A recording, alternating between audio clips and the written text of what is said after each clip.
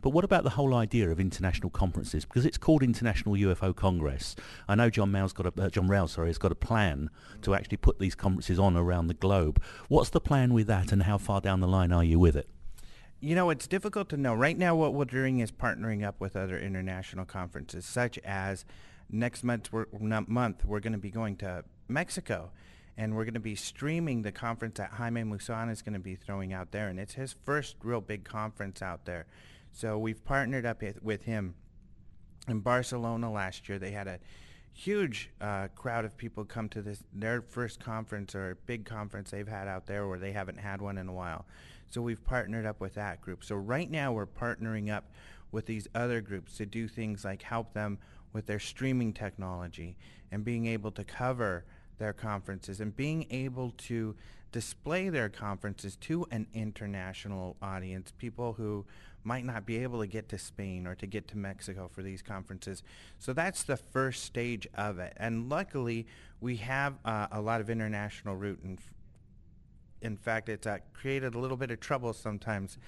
We have our editor-in-chief, Maurizio Baiada, from Italy, and we've got Antonio Huneas, who's a writer from Chile, and Antonio speaks several languages. And a lot of the story submissions we've gotten are from their connections abroad, and some of the issues we've had, well, their English is not necessarily the best, so we've had our hands full editing these stories and getting them to a level where they're presentable in English. So, but it's wonderful to have all this international input, and really it's wonderful to be able to be a part of and to grow an international sort of community. And over in the UK, we've been working a lot with Philip Mantle and yourself, and that's wonderful to be able to create this large community. Now, Ali, tell me how you yourself got involved in all this, because you've obviously got an interest in the subject matter from the interviews you do on your own radio and TV show. Tell us a little bit about how you got started. Okay. Really, I got started. I delved into it. I've been interested my whole life, and I grew up in kind of a conservative area in Denver, a middle-class sort of area. But my roots have always been in Native American. Some of my family's from the San Luis Valley. We have Pueblo Indian, Ute Indian background, and also Mexican. My parents are from Mexico, and all of these cultures really kind of embrace the paranormal. It's not something strange. It's not something that is so different from us. It's something that exists around us all the time, and it's something that they've used different things to cope with. And so I always thought that made sense. I had a scientific kind of tendency in high school, and I started off as an engineering student in school before I moved over into journalism. And I felt that science could adapt this stuff. Science could begin to understand this stuff, as it's beginning to do in the quantum physics type of areas. So I always kept an open mind to it, even with my scientific kind of leaning.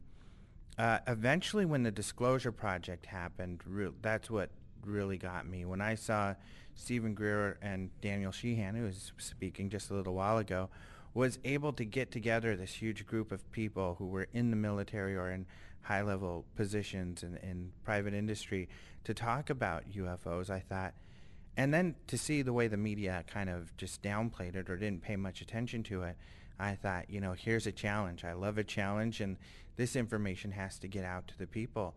So soon after that, really, I was a hermit for a period of time, reading and the internet and books. And luckily, I found out that MUFON was headquartered not too far away from me in my neighboring town. So I went out there, I joined it, and the international headquarters was there. So I got to very quickly get John Schuessler, who was the director at the time, as my mentor, someone who worked at NASA, and some of the other directors, and they're just incredible people who have been in this field for decades. So I got to learn from the best. Then I got to talk to witnesses. And although I was skeptical about the abduction concept, I got to meet people who claimed to be abductees and then see evidence to show that, wow, these people probably are abductees.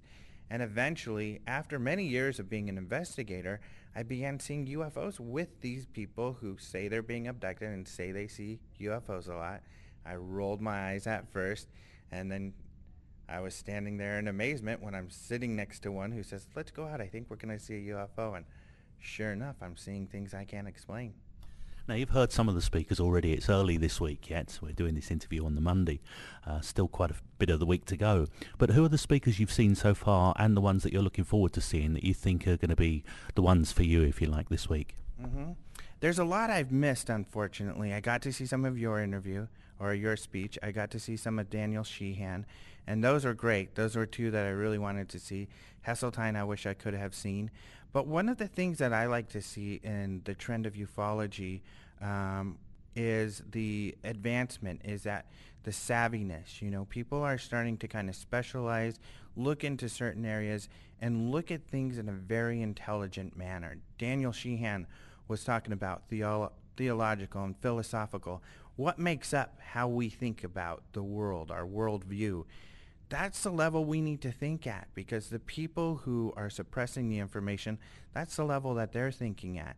And when you use those tools of knowledge to your advantage, you're able to figure out how to open up the masses to being able to accept some of this stuff. I've been going back to school for psychology, and that's why I love some of that. Richard Dolan, for example, does a lot of that. Getting into, you know, what is our society? How do we operate? Why does this secrecy happen? And a lot of what you are talking about was very similar, was talking about the conspiracies, how they work, what might be real, what might not. But regardless, when you got into the current our situation with our president, you know, how everything is fitting together and how can we use that knowledge to our advantage. And that's where we really have to go. We have to get smarter in this arena, and people are getting smarter, and that's wonderful to see.